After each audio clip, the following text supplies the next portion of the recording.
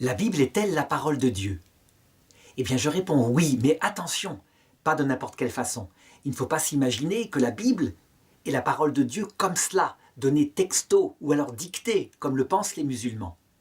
Pour bien comprendre comment la Bible, Ancien Testament, Nouveau Testament est la parole de Dieu, d'abord il faut toujours avoir en tête qu'il s'agit d'une alliance. Et donc Dieu, certes, inspire, mais il y a de vrais hommes qui ont écrit, des centaines d'hommes dont on ne connaît pas parfois le nom, en tout cas pour les auteurs de l'Ancien Testament, pour la plupart. Et puis, dans le Nouveau Testament, certains hommes qui sont nommés, dont la tradition parle. Et donc, puisque des vrais auteurs humains ont agi pour écrire cette Bible avec leurs mots propres, eh bien, on pourrait dire qu'il y a 3 étapes. Dans une première étape, les écrivains ne connaissaient pas le cœur de Dieu. C'est ce qu'on appelle l'Ancien Testament, et elle se termine avec la mort de Jean-Baptiste. Dans cette étape, Dieu inspirait vraiment ses auteurs, mais il écrivait de telle façon qu'il faisait progresser l'humanité peu à peu. Il prenait les hommes tels qu'ils étaient. Par exemple, si on regarde Moïse, sa mentalité, on est obligé de dire que c'est un homme du néolithique, quelqu'un de barbare. Il fait empaler à un moment donné des gens qui n'ont pas obéi. C'est comme cela. Eh bien, à cette époque-là, on voit que la parole de Dieu inspire des hommes de telle façon qu'elle s'adapte à leur cœur dur, pastoral dur. Et donc, il ne faut pas s'étonner des passages extrêmement violents de l'Ancien Testament.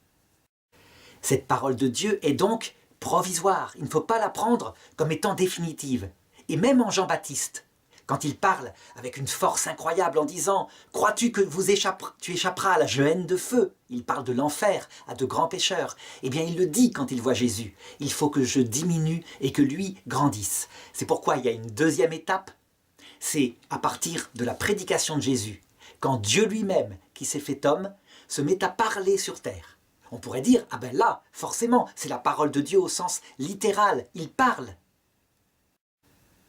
Et donc, ce qu'il dit est dicté mot à mot. Eh bien non, Dieu n'a pas voulu que ça marche comme cela, même lorsqu'il était sur terre, les 3 ans de vie apostolique de Jésus. Il a voulu attendre que, étant parti, l'Esprit Saint, son Esprit Saint, vienne dans le cœur de personnes qui l'avaient connu, mais aussi de personnes qui ne l'avaient pas connu, comme Saint Luc et Saint Marc, et qu'ils écrivent à leur façon, avec leurs mots propres. Pour ce qui est de Saint Jean, qui l'avait connu, qui est le disciple que Jésus préférait, il a écrit très tard, vers la fin de sa vie.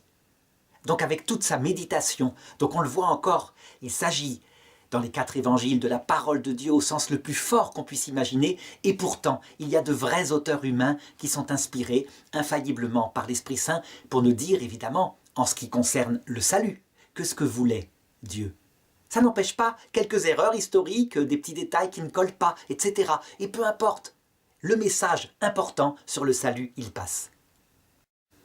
Eh bien, il y a une 3e étape dans la parole de Dieu, c'est l'étape de l'Église.